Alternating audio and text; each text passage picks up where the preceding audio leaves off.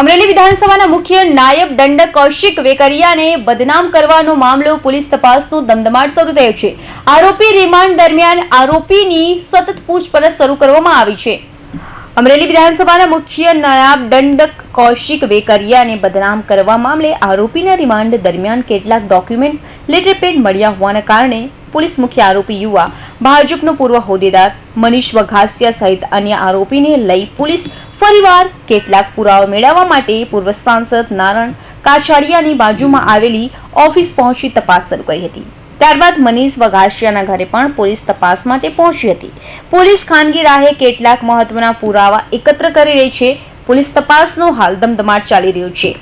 મુખ્ય આરોપી મનીષ વઘાસિયા આજે એક દિવસના રિમાન્ડ પૂર્ણ થવાના છે, ત્યારે પોલીસ સતત પૂછપરછ અને પુરાવા એકત્ર કરવા માટેની કાર્યવાહી હાથ ધરી છે। કર્યા બાદ આના બે પ્રિન્ટ કાઢવામાં આવેલ છે।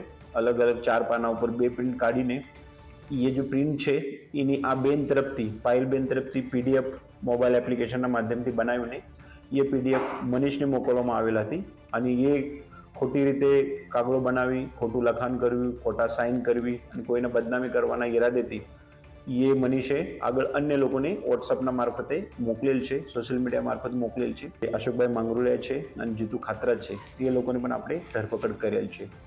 ये जो लेटर हेड ऊपर पत्र टाइप करीने प्रिंट काढेल हती ये बंने पत्र अलग अलग लिफाफामां नाखवामां आवेल हता अने आना उपर शुं नाम अने सरनामું લખવું છે। જે પણ વ્યક્તિને પત્ર મોકલવામાં આવેલ હતું એનું નામ સરનામા મનીષભાઈએ પોતાના મોબાઈલમાંથી કાઢીને પાયલબેનને આપેલ હતા અને ત્યાં લિફાફા ઉપર લખાવેલ હતા। ત્યારબાદ એ બંને લિફાફા તારીખ 25ના રોજ આપણા અમરેલીના જ મારુતિ કુરિયર સર્વિસમાંથી પોસ્ટ કુરિયર કરવામાં આવેલ છે।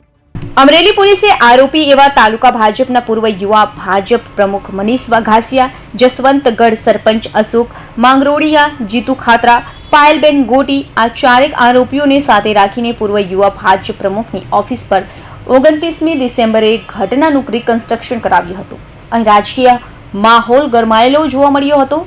ચારેક આરોપીઓને લઈને પોલીસ પહોંચી ત્યારે લોકોના ટોળે ઉમટી પડ્યા હતા। સમગ્ર મામલે વઘાસિયાએ ભાજપના તાલુકા પ્રમુખ બનવા ષડયંત્ર રચ્યું હોવાનું પોલીસ તપાસમાં ખુલ્યું હતું। મનીષ વઘાસિયાને અમરેલી તાલુકા ભાજપ પ્રમુખ બનાવવામાં વિધાનસભાના નાયબ દંડક અને તાલુકા પંચાયત પ્રમુખ અવરોધ થતા હોવાને કારણે આ રાજકીય રીતે બદનક્ષી કરવા ગુનાને અંજામ આપ્યો હોવાનો ખુલાસો થયો હતો। Kaushik Patel report, Hind TV news, Surat.